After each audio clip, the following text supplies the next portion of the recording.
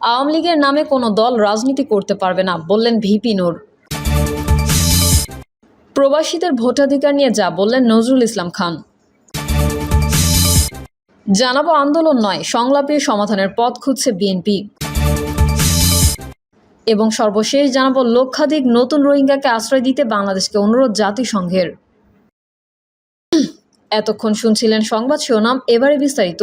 তবে তার আগে অনুরোধ থাকবে আমাদের চ্যানেলটি সাবস্ক্রাইব করে বেল আইকনটি ক্লিক করুন। আওয়ামী লীগের নামে কোনো দল রাজনীতি করতে পারবে না, বললেন ভিপি নূর। আওয়ামী লীগের নামে কোনো রাজনৈতিক দল অভ্যুত্থান পরবর্তী বাংলাদেশের রাজনীতি করতে পারবে না বলে জানিয়েছেন গণ অধিকার পরিষদের সভাপতি ও ডাকসুর সাবেক ভিপি নুরুল হক নূর। অন্তর্বর্তী সরকার প্রসঙ্গে নুরুল হক নূর বলেন, এই সরকার সব রাজনৈতিক দলের সমর্থিত সরকার। এই সরকারের কোনো বিরোধী দল নেই। আমরা কেউ সরকার বিরোধী না, সবাই মিলেমিশেই সরকারকে সহযোগিতা করে রাষ্ট্র সংস্কার বাস্তবায়নের কাজ করছি। তিনি আরও বলেন, আমরা আলাপ আলোচনায় যখন বসেছি বারবার দাবি জানিয়েছি অনতিবিলম্বে আওয়ামী লীগ এবং তার সহযোগী অঙ্গ সংগঠনগুলোকে সন্ত্রাসী ও গণহত্যাকারী সংগঠন হিসেবে নিষিদ্ধ করেন। ছাত্রলীগ নিষিদ্ধ হয়েছে, আশা করি দ্রুত সময়ের মধ্যে আওয়ামী লীগ ও যুবলীগও নিষিদ্ধ হবে। প্রবাসীদের ভোটাধিকার নিয়ে যা বললেন নজরুল ইসলাম খান। দুনিয়ার কোনো সিস্টেমে ফুল প্রুফ নয় বলে মন্তব্য করেছেন বিএনপির স্থায়ী কমিটির সদস্য নজরুল ইসলাম খান। তিনি বলেন, ফুল প্রুফ হলে সংস্কার বিপ্লবের প্রয়োজন হতো না। আমরা বিবেচনা করব সবচেয়ে যেটা সহজ, বোধগম্য ও গ্রহণযোগ্য হবে এবং সংখ্যাগরিষ্ঠ মানুষের কাছে যেটা সবচেয়ে সাশ্রয়ী হবে সেই প্রক্রিয়ার প্রতি আমরা সম্মত হতে পারব বলে আশা করি। নজরুল ইসলাম খান বলেন, সেমিনারে প্রবাসীদের ভোটিংয়ের জন্য 3টি প্রস্তাব উপস্থাপন করা হয়েছে। আমরা আমাদের দলে আলোচনা করে মতামত দেব, কোনটা সবচেয়ে ভালো হয় সেই মতামত দেব। তিনি বলেন, প্রবাসী বাংলাদেশিদের এই যে পার্সেন্টেজের কথা বলা হচ্ছে, এটার কোনো নির্ভরযোগ্যতা আছে কিনা বলা যাবে না। একটা উপস্থাপনায় বলা হয়েছে যেমন সবচেয়ে বেশি 29 লাখ আছে ভারতে। আসলেই এটা সঠিক। ভারতে কি এত মানুষ আছে? ইউটিউবারের সূত্র উল্লেখ করা হয়েছে, কিন্তু আমাদের রাষ্ট্রীয় প্রতিষ্ঠানের সূত্র নেই।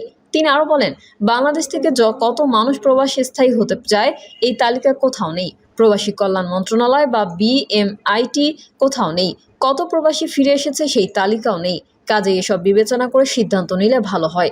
বিএনপির স্থায়ী কমিটির সদস্য বলেন, আমেরিকার নাগরিক বাংলাদেশে আসলে তাদের দূতাবাসে রিপোর্ট করতে হয়। আমাদের দেশের নাগরিকদের জন্য এমন সিস্টেম নেই। আমি নিজে দেখেছি, অনেক প্রবাসীর পাসপোর্ট নেই, অনেকে আবার মৃত ব্যক্তির পাসপোর্ট প্রবাসে যায়। তাই শুধু এনআইডি বিবেচনায় নিয়ে প্রবাসীদের ভোটাধিকার প্রয়োগের বিষয়টি বিবেচনা করলে হবে।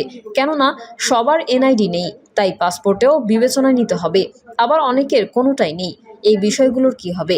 তিনি বলেন, আমাদের দূতাবাসগুলোর যে অবস্থা তাতে তাদের উপর ভরসা করলে রিস্ক হবে, কারণ দূতাবাসগুলোতে প্রবাসীদের প্রয়োজনীয় সেবাই দিতে পারে না। কাজেই তাদের কতটুকু কাজে লাগানো যাবে প্রশ্ন থেকে যায়। দূতাবাসের সঙ্গে ইসির লোকবল যদি থাকে, সেটা যদি করা যায়, ডাটাবেসটা থাকলে অনেক কাজে লাগবে।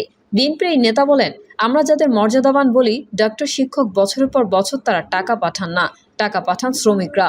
অথচ মর্যাদা দেওয়া হয় যারা বড় বড় পদে আছে বা অ্যাম্বাসির সঙ্গে যাদের খাতির আছে। আন্দোলন নয়, সংলাপেই সমাধানের পথ খুঁজছে বিএনপি। বারবার দ্রুত জাতীয় সংসদ নির্বাচনের রোডম্যাপ ঘোষণার আহ্বান জানাচ্ছেন দেশের অন্যতম প্রধান দল বিএনপি নেতারা। অন্তর্বর্তী সরকারের প্রধান উপদেষ্টা অধ্যাপক ডক্টর মোহাম্মদ ইউনূসের সঙ্গে বৈঠকে সে আহ্বান জানিয়েছেন, কিন্তু প্রধান উপদেষ্টা রোডম্যাপ ঘোষণা না করে তাদের বলেছেন আগামী ডিসেম্বর থেকে জুনের মধ্যে নির্বাচন হবে। কিছুদিন আগে প্রধান উপদেষ্টার সঙ্গে বৈঠক করে একেবারে সন্তুষ্ট নয় বিএনপি, তবুও রাজপথে আন্দোলন গড়ে তোলেনি তারা। এর পরিবর্তে সংলাপ ও রাজনৈতিক ঐক্যের মাধ্যমে নির্বাচন কেন্দ্রের সমাধান খুঁজছে বিএনপি। সরাসরি আন্দোলনের পথে না গিয়ে সংলাপকেই কৌশল হিসেবে বেছে নিয়েছে তারা। জানিয়ে রাজনৈতিক অঙ্গনে চলছে নানা আলোচনা। কঠোর আন্দোলনের পরিবর্তে রাজনৈতিক সংলাপ ও ঐক্য গড়ে তোলায় অধিক ফলপ্রসূ বলে মনে করছে দলটির নেতারা। আন্দোলন থেকে সরে সংলাপে ভর হয়ে গত 16 এপ্রিল প্রধান উপদেষ্টা ডক্টর মোহাম্মদ ইউনূসের সঙ্গে নির্বাচন ইস্যুতে বৈঠক করেন বিএনপির 7 নেতা। বৈঠকে নির্বাচন নিয়ে প্রধান উপদেষ্টার ঘোষিত সময়ে বিএনপি একেবারেই সন্তুষ্ট নয় বলে জানান দলটির মহাসচিব মির্জা ফখরুল ইসলাম আলমগীর। তিনি বলেন, প্রধান উপদেষ্টা ডক্টর মোহাম্মদ ইউনূস ডিসেম্বর থেকে জুনের মধ্যে নির্বাচনের সময় দিয়েছেন। নির্বাচনের এই সময় নিয়ে আমরা একেবারেই সন্তুষ্ট নই।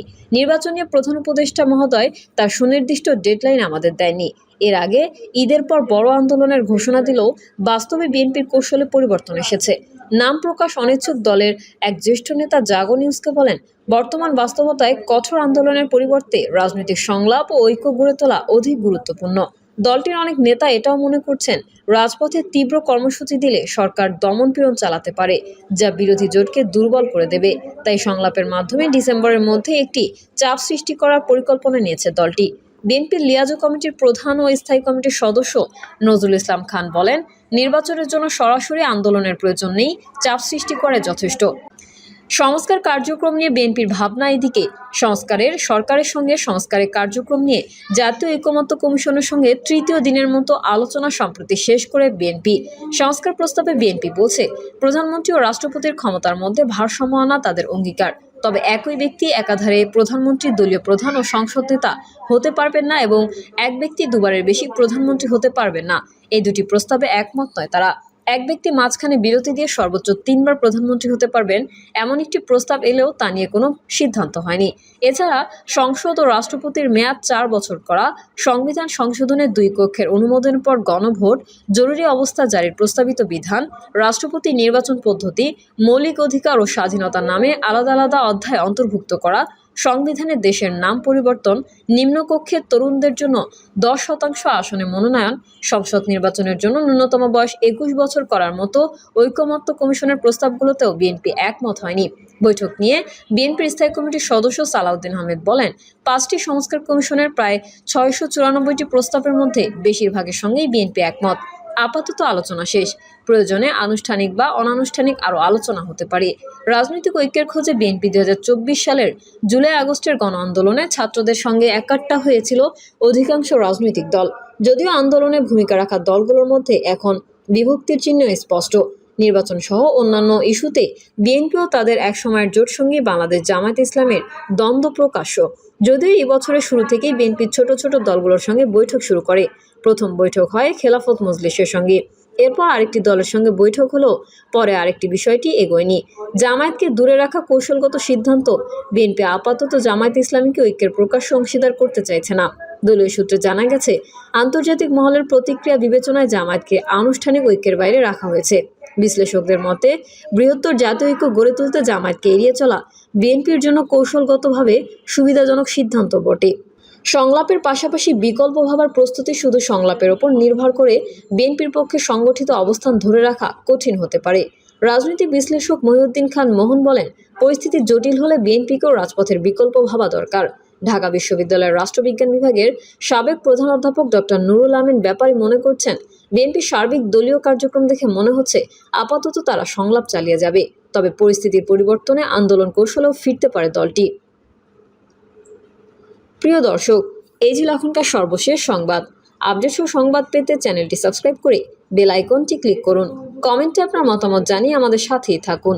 ধন্যবাদ সবাইকে। আল্লাহ হাফেজ।